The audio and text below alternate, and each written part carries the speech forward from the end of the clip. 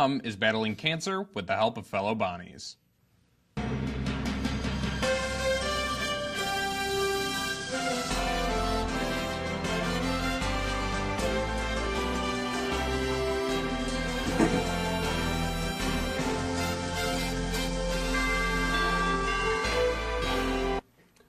Hello and welcome to SBU TV. I'm Mike Arena. I'm Joe Pinter. And I'm Miguel Nesbitt. I'll be back in a bit with sports. Last month, St. Bonaventure University announced it will join a new eco-friendly project. Mike reports. St. Bonaventure University is partnering with BQ Energy of Poughkeepsie to build solar panels in Olean. The panels are projected to save the university an estimated $100,000 annually in electric bills. For them, we're able to provide them with probably the best carbon-free electricity deal that you can find. We're able to give them electricity, carbon-free, at below market rates. The power generated by the solar array, the value of that power is deducted from the university's bills. Construction on the solar panels will begin in July and will take up about 24 acres of the land you see behind me on Buffalo Street in Olean, adjacent to the Dresser-Rand building. BQ officials believe the project will take about 3 months to complete.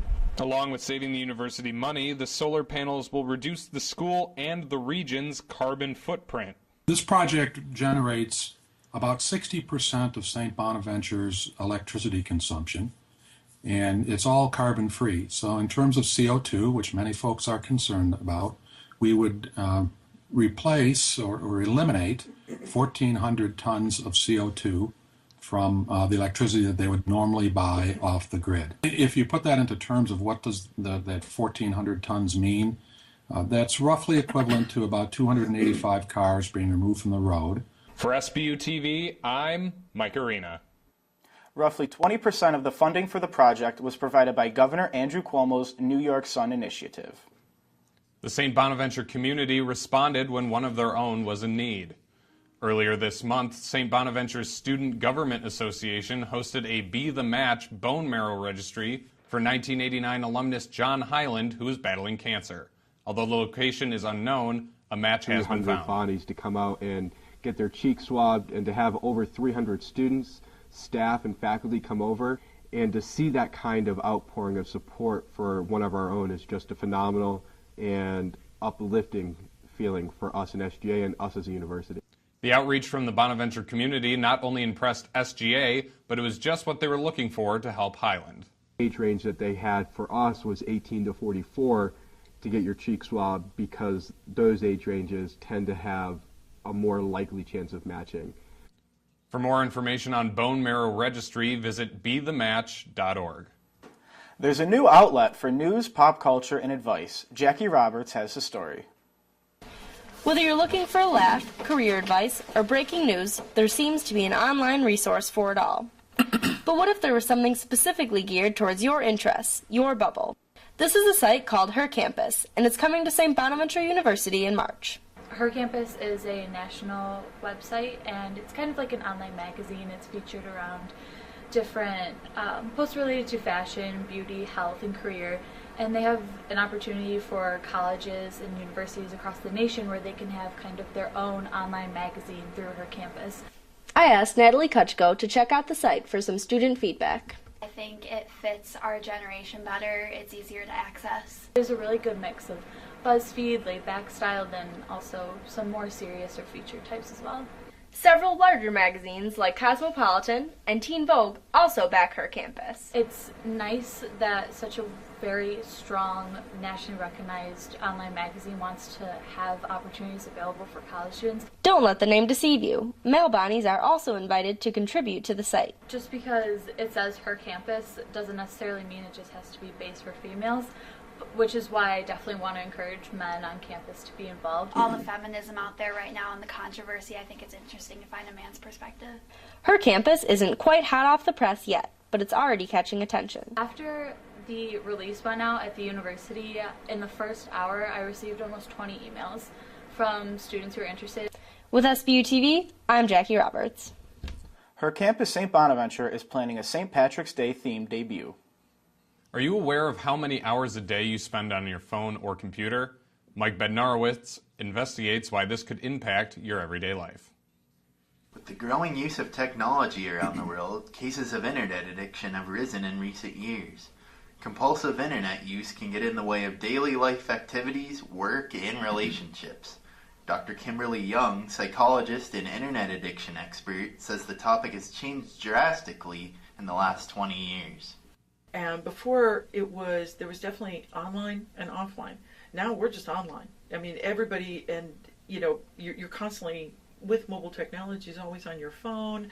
And the question has really changed from how much time is too much to how young is too young. Because we're always on, it's a matter of then what age is appropriate for maybe a young child to get, access to the internet, start using computers and so forth.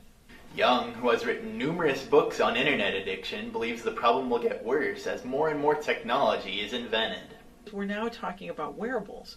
The first case this year of a patient getting addicted to Google Glass was recorded. So, in terms of Google Glasses, you're like, well, how do you really get addicted to Google Glasses? But, in the Journal of Psychiatric Medicine, there was a case already. So, and wearables are just coming on the market. So I think, there's less separation between technology and us every day. Young concluded by saying that the mental health field needs to build an infrastructure to have more clinics and awareness programs because internet addiction is something that is treatable.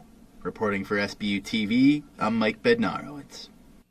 To find out more about internet addiction, visit netaddiction.com. Have you ever wondered how much it costs a city to clean up from a snowstorm? Tanner Jubenville investigates. Many of us here in Olean dream of vacationing somewhere with warm, white, sandy beaches. Yet for now, we must spend our money elsewhere to battle the winter weather. A bag of salt, about $8, a shovel, about $10, and a snow brush, about $7, are three items one might find themselves buying to withstand the snow and ice the cold winter months bring. Those three items cost me about $25. Not much, sure. But that got me thinking, what's it cost a small city such as Olean to make sure winter doesn't get in the way? So a good estimate, if we in the event of a snow emergency, we're spending between $15,000 and $20,000 every time a snow emergency comes. The city has a 4-inch rule, meaning every time Olean receives 4 or more inches of snow at once, the snowplow crews go to work plowing all 172 lane miles in Olean. The National Weather Service says Olean has experienced a snowfall of almost 70 inches so far this season, which is 25 more than the average. Mayor Alio added at the end of the interview that even though Olean has experienced an abundance of cold and snow, the city is still well within their budget this season. For SBU TV, I am Tanner Jubenville. According to current weather reports, we're due to get a small break from the cold as Sunday's high temperature is currently 28 degrees. St. Bonaventure hasn't had a snow day in decades. One of the reasons for that could be the university's grounds crew, which often works overtime to clear the snow out. Joe has more. For months, St. Bonaventure students and faculty have endured the snow and below freezing temperatures as they make their way to class every morning. But what often goes unnoticed on that brutal voyage is the work put in by the university's grounds crew to make sure the roads, parking lots, and sidewalks are clear of snow. The weather is extreme. If I'm not on campus, I get a call from safety and security for any 2-inch incremental snow that has fallen, new fallen snow, so that I can make a decision to how to respond to that. Bonaventure has 7 grounds workers and owns multiple snow blowers, snow tractors, and a backhoe. When it snows, the crews plow and lay salt and snow on the pavement. And on clear days, the grounds crew is busy removing snow from large snowbanks and moving it away. And obviously the guys, I think, have done an admirable job this year. They are fatigued. Our equipment is tired. On off days, we're either relocating snow because it's obstructing, an exit from a parking lot or a view from a sidewalk that traverses the road. Now, as you can see here in the Richter Center parking lot, the snowbank has piled up after weeks and weeks of continuous snowfall. This parking lot is a little bit easier for the grounds crew to remove the snow since cars can only park here during the day. Other lots, such as Shea Laughlin and the tennis courts, allow cars to park there 24/7, which makes removing the snow a little bit difficult for the grounds crew. For the 24-hour parking lots, the department uses a straight plow so the parked cars do not get buried in snow. For SBU TV, I'm Joe Pinter. For residents who are unhappy with snow removal in the townhouses or garden apartments, Hurlburt added they can request to borrow a shovel or any other tool from maintenance. While temperatures outside are nothing short of frigid, this touching story out of Rochester should warm the heart nicely. I was struggling.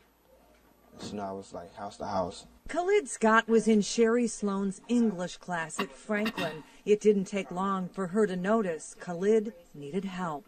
I used to come to class most of the time hungry. I would bring him lunch almost every day. My husband would make him lunch. But lunch wasn't enough when Khalid found himself homeless. His house burned down on his 16th birthday. So that was just, you know, the culminating moment where, okay, now it's time. And so he's been with us ever since. It seemed like the right thing to do, and that's incredible. He needed a place to stay. 7 months later, Khalid is part of Gabriel and Sherry Sloan's family. I got a meal every night. I got a place to lay my head every night. A place where he feels safe and wanted. Giving a kid a place to stay, food every night, rules, and just being cared about. I'm blessed. Walking angel. He's actually blessed me. He has actually changed my life. Khalid has chores and rules, as well as his own space and room in the basement. So this is your own space. This is my space. That's pretty cool. That is right. He also has 2 little brothers, 2 dogs, and says he's learned what it means to be loved. I learned here, if you're taught with love, then all you will know is love. If you always get beat and yelled at, then you will know nothing but violence. We'll be right back with SBU TV Sports after this. With a college scholarship, you can afford to dream big. I know.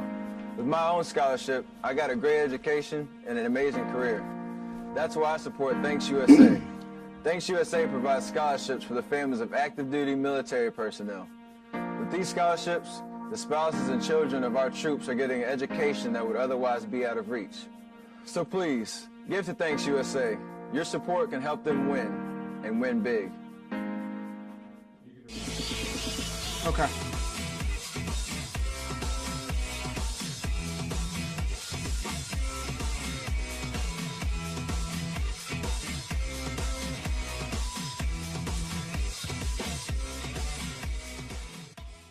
Welcome back to SBU TV. I'm Miguel Nesbitt with your sports.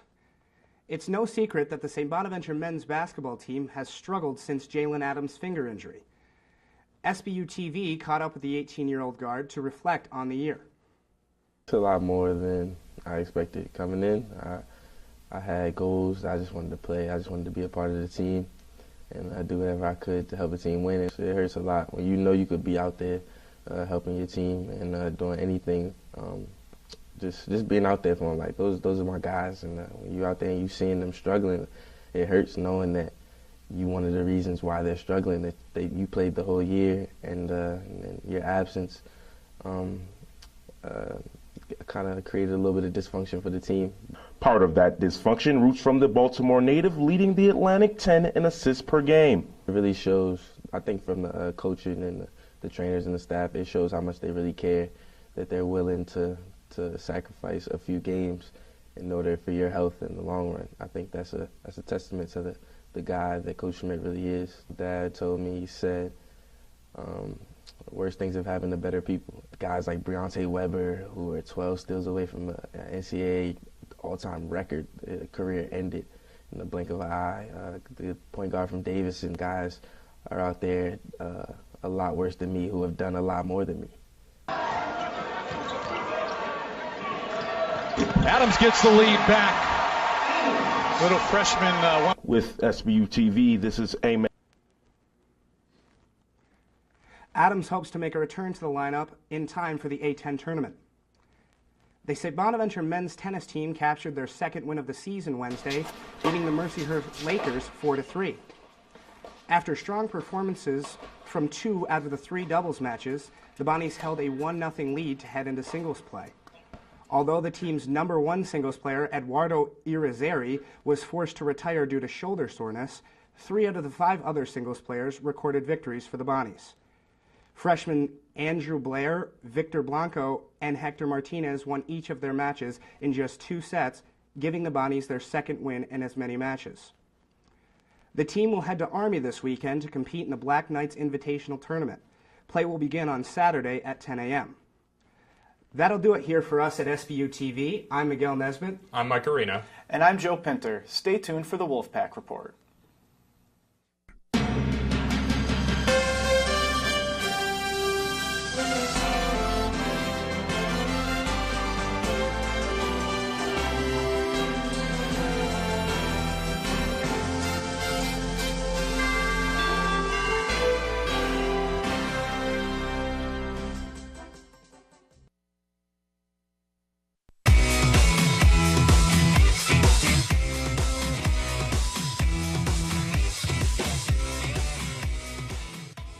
Hello, Bonner Nation, and welcome to another edition of the Wolfpack Report. Alongside Katie Brown, I'm Reed Okoniewski. We have a full show for you guys today, and we're going to get started right away.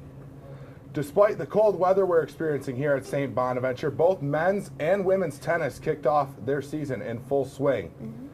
The St. Bonaventure men's team suffered a loss against Colgate on Saturday, with the final score being 4-3. Even the men wore the breast cancer awareness shirts and socks during their match. They started off slow after losing both doubles matches, but made a comeback by winning 3 of their singles matches. It was not enough to take home the win. St. Bonaventure player Eduardo Izzari faced Colgate Raiders Jacob Doherty in the first singles match. Eduardo's game started out slow, with Doherty making most of the points. Once Izzari started pressuring the net, he was able to come back. He spiked the ball a couple times throughout the match, and each time he was able to come back with a point. However, it was no help against Doherty's strong serve. Several times in the match, Doherty aced Izzari, leading to his loss of 6-0, 7-5. Bonaventure women's tennis team played Colgate this weekend and won 7-0, making this their second consecutive win. Playing first doubles for the Bonnies were teammates Marissa Brossard and Maria Martinez-Santori against Jennifer Ho and Katie Grant from the Colgate Raiders. This match was dedicated to breast cancer awareness, featuring the coach's last name on the back of their shirts. The Bonnies started out strong, with their player Marissa Brossard spiking the ball over the net and accidentally hitting Jennifer Ho, but still gaining the point. Martinez-Santori had a tough time throughout the game returning Ho's serve, making the match even closer. The Bonnies utilized the pressure of the net throughout the whole match, and Marissa spiked yet again. It was because of these spikes that the Bonnies came out winning 8-5. Right after the doubles matches, singles matches played again. Player Fantea Amari went up against Jennifer Ho in the first singles match. Fantea won her points easily throughout the match, but utilizing the entire court. Ho could not keep up with Amari's cross-court shots. Ho then started using the Bonnies' tactic of pressuring the net, and her strong defense gained her points throughout the match. But in the end, it wasn't a match for Amari's control of driving the ball down the line, allowing her to win the match 6-2 and 6-1.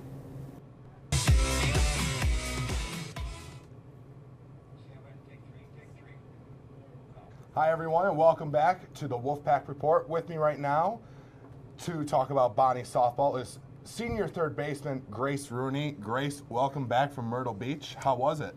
It was exciting. It was a good trip. It didn't come back as well as we would have liked in the win-loss column, but all in all, we learned a lot, and it's a really good place to move forward from. Now, your tournament in Nashville was canceled. Do you want to talk about that, why it was canceled, and how your team is adjusting to that? Sure. It got canceled because of the weather down there. They're expecting a lot of snow, and they just canceled it, so we had to look elsewhere. So we're going to go to Charlotte in 2 weeks. So. And what are you doing to prepare for that? We are really stressing our hitting. We're going to practice a lot on our hitting. It wasn't that we weren't hitting the ball in Myrtle Beach, but I mean, we just need to hit it more effectively. So in early March, your team is traveling to the warm Hawaii for a tournament. What do you have to say about that? Besides being really excited for the weather, we're really looking forward to a lot of good competition. Our spring trips are always really tough. We play really good teams, and that's exciting, you know. So we're really looking to get a lot better and really just get prepared for our A10 slate. So as we adjust to A10s, what is the team doing to prepare for A10 standings and A10 play? What we're really doing is just working all around. I mean, we're practicing great. We're really staying focused in. So just all around, we're really just trying to make ourselves better each and every day. And what are you expecting out of the team this year? I'm definitely expecting a berth in A10s. That's the first and primary goal. Just making the tournament, and that's going to be that's the long-term goal. But just besides that, just really playing well as a team and, really reaching our potential. And you're graduating this year, right? Unfortunately, yes, I am. So what's it like with the bittersweet feeling of this is the last time you're going to wear that Bonnie's uniform? It is really bittersweet. It's kind of all the more motivation to really push myself and push the team, knowing it is the last chance. So. Any plans after graduating this year? Yeah, I have a few plans in store, but I'm just really trying to focus on the season and really give it my all until then. All right, well, good luck this season to you and your team, and we'll be right back. Basketball. After the women's basketball team lost Sunday against George Washington 70-48, the Bonnies bounced back last night against St. Louis to win 57-55. The Bonnies overcame a 20-point deficit. Junior Katie Healy led the Bonnies in points and rebounds, recording her 4th double-double of the season with 20 points and 15 rebounds. The Bonnies will be back in the RC this Saturday for senior night to take on Davison at 1 p.m. You can catch the game right here on SBU TV. On the other side of the court, the men's basketball team lost last night to Richmond 71-56. The Bonnies couldn't fully turn the game around after recording 19 turnovers in an early second-half run. Leading the Bonnies last night was Yusu Endoy with 12 points and 10 rebounds. As we can see with the highlights here, Cumberbatch with a 3 and a nice make here.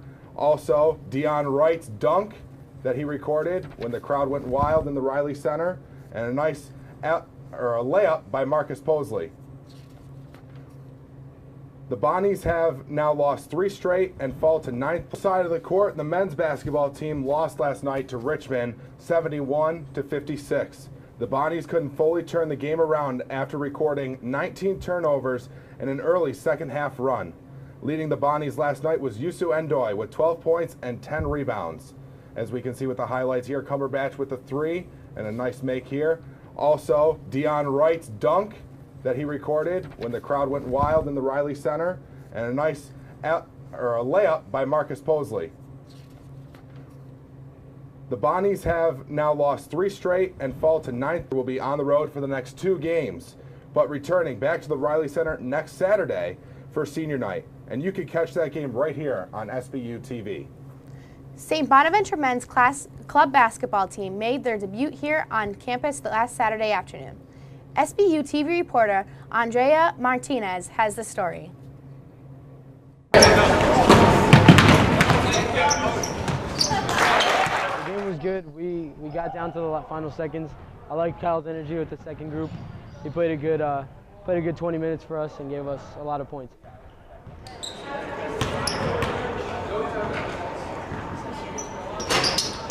Upcoming games, we play Syracuse again 3 times next weekend at their place, and we look to get some wins there.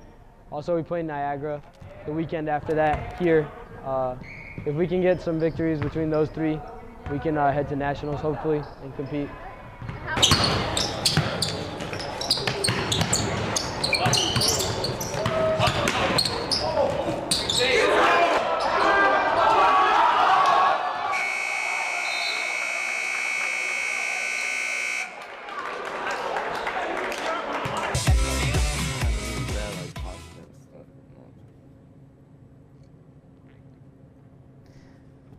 With me now, I have St. Bonaventure's club basketball team member, Marcus Welch. How are you? Nice Good, to meet how you. are you? I'm doing well. Let's start off with talking about who came up with the idea for the club basketball team, because I know it wasn't around last year, and I'm pretty sure it hasn't been around.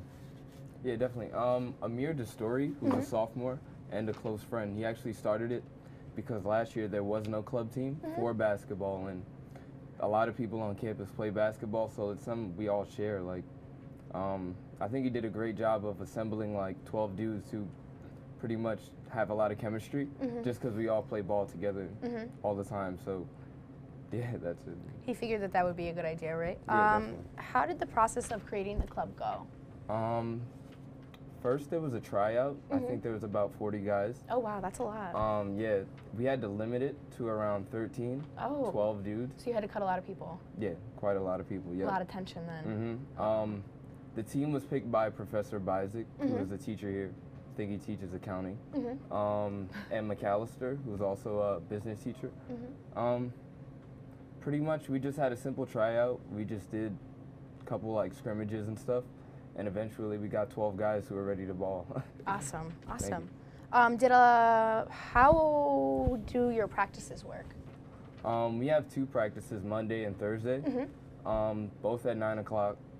We're pretty, our practices are pretty straightforward. We just scrimmage, free throws, like basic basketball stuff. That regular practice? Yeah, yeah, we don't get that much into it, but. Where do you guys practice at? In the Richter Center, actually. Okay. Not the main gym, but it's fine. Okay, so do you guys have to like call that out, like to get it? Did you have to make a certain schedule with the Richter? Yeah, Amir actually came up with the practice days. He talked to all the guys, and we got we pretty much shortened it down to Monday and Thursday. Right. Those were the most available days for everyone, but yeah. It works out. It works out fine, yeah. Okay, could you explain a bit of how the games work? Because I went last time and there were 3 games, I think. So how do you guys work that out? It's 3 games, and pretty much it's 20 minutes, standard like college game. We have refs, which is great because in intramurals we don't, so that was a big problem. But now we have refs, which makes the game completely different, actually. I think. Forgot the question. That's fine. What is the traveling schedule like? Oh, the traveling schedule? The schedule is pretty simple. We're actually traveling to Syracuse this Saturday, and it's pretty much just a carpool. Like, we get a bunch of seniors to drive the students who don't drive, and yeah, we pretty much just go by a senior. And what schools are in this? Oh yeah, definitely. So far we've played Niagara, Cortland, and Syracuse, but Cortland actually dropped out, so we really didn't play them. We just got 3 wins. Hopefully they come back. They won the chip last year, so you know that'll definitely be some fun games. Definitely, yeah. definitely. How well do you think you guys are doing so far? We're doing all right. I think we just went 1-2 last Saturday. Right. Which makes us 5-4, I think, or something like that. But we're doing really well. We have a lot of chemistry. Yeah. I think everyone on the team. I noticed that. We get along really well, just because Bonas is a small school, so we see each other a lot. All the time. Definitely. All the time. And what is your rank? Last week when we checked the rankings, we were 12th in the nation. Oh wow, we just played, that's amazing. Yeah, thank you. Syracuse was actually first. And we played them Saturday. You guys won one of those games too, right? Yep. It was a great game too. It was. It came down to a buzzer beater by Kyle. I saw that, yeah. Yep. Yeah, that was pretty amazing. Where do you think you guys can improve as a team? I think we can improve. I know it's kind of a difficult question. But Yeah, it's kind of hard just because like you think everything's going great now, but there's definitely things we could work on. Mainly free throws, I would say, because we don't make a lot of those. Yeah, I noticed that too, but that's okay. Yeah, no, that's probably like one thing. Do you hope to get more players involved next year? Yeah, definitely. This is the first semester actually that club is in action. I would love next year, or definitely next year to get more people. A lot more people. Because 40 people tried out. Yeah, 40 people. We could definitely get probably a B team, maybe. Exactly, like more sections. So you would probably create a bigger league with more games and all that. Yeah, but that's all that I had to talk about. So thank you so much for coming. Thank you for having me. We did well. Yeah. Oh, God. That's all for this week's Wolfpack Report. Be sure to join us here next week. Have a great week, and go Bonnies. Go Bonnies.